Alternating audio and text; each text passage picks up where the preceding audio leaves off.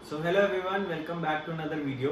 आज की वीडियो में हम बात करेंगे मैंने क्या स्ट्रैटेजी फॉलो करी जिसकी वजह से मैं अपने बैंकिंग एग्जाम्स के सारे प्रीलिम्स को क्वालिफाई कर पाया।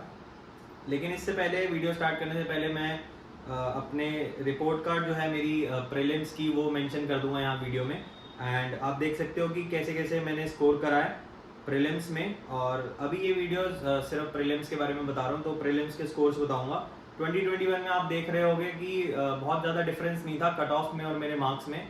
लेकिन 2022 में जो मैंने प्रिपरेशन करी तो उसके बाद दिख रहा है कि काफ़ी ज़्यादा डिफरेंस क्रिएट हुआ IBPS PO IBPS क्लरिकल के प्रीलिम्स में। तो अब मैं स्ट्रैटेजी शेयर करता हूँ मैंने कैसे कैसे प्रिपेयर किया और आप कैसे कैसे प्रिपेयर कर सकते हो। तो चलिए स्टार्ट करते हैं वीडियो को। सबसे पहले जो प्रीलिम्स में आपके सामने सेक्शन ओपन होगा वो होगा इंग्लिश का। इंग्लिश के लिए मैंने फॉलो किया अनअकैडमी पे निमिषा बंसल मैम पढ़ाती हैं। उनका एक बैच है परफेक्शन बैच के नाम से। उसमें वो क्या कराती हैं कि ओवरऑल जो जितने भी टॉपिक्स के क्वेश्चंस आते हैं एग्जाम में वो क्वेश्चंस की प्रैक्टिस कराती है। और इस स्ट्रैटेजी को हम कहते हैं लर्निंग वाइल डूइंग। तो कर करके आप सीखते हो इंग्लिश में। तो मुझे लगता है मेरे लिए तो बहुत ज़्यादा हेल्पफुल रही ये स्ट्रैटेजी। एंड अगर किसी को किसी पर्टिकुलर टॉपिक में प्रॉब्लम आती है तो वो उस पर्टिकुलर टॉपिक को आइडेंटिफाई करके उसको अलग से पढ़ सकता है एंड देन उसमें और ज़्यादा स्कोर कर सकता है। और एक कमेंट में भी मैंने बताया था कि कैसे आप किसी पर्टिकुलर टॉपिक को एक्सेल कर सकते हो। मेरे साथ भी ऐसी प्रॉब्लम हुई थी।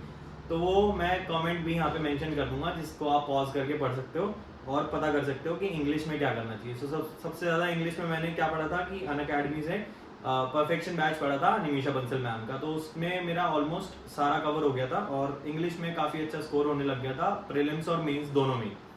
एंड इसके बाद जो सब्जेक्ट्स आते हैं प्रीलिम्स में वो आते हैं मैथ्स एंड रीजनिंग।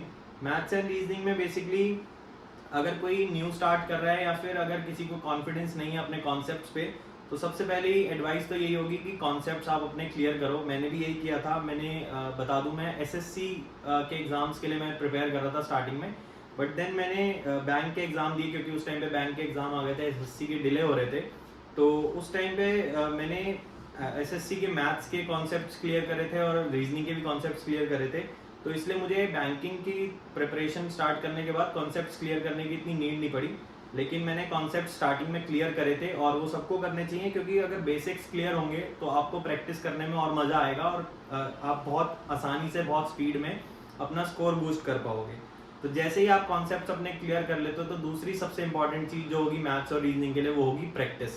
प्रैक्टिस से अगर कोई भाग रहा है पीछे तो वो मैथ्स और रीजनिंग में अच्छा स्कोर नहीं कर सकता, अच्छे मार्क्स नहीं ला सकता। तो इसका सबसे बड़ा सॉल्यूशन यही है कि आप प्रैक्टिस ज़्यादा से ज़्यादा करो, जितनी कर सकते हो। मैं कहता हूँ कि A4 साइज शीट का एक पैकेट आता है वो जो प्रिंटर में लगता है, आप वो ले आओ और प्रीलिम्स एग्जाम से पहले उस पैकेट को पूरा खत्म कर दो, भर दो उसे पूरा मैथ्स रीजनिंग कर करके सॉल्व।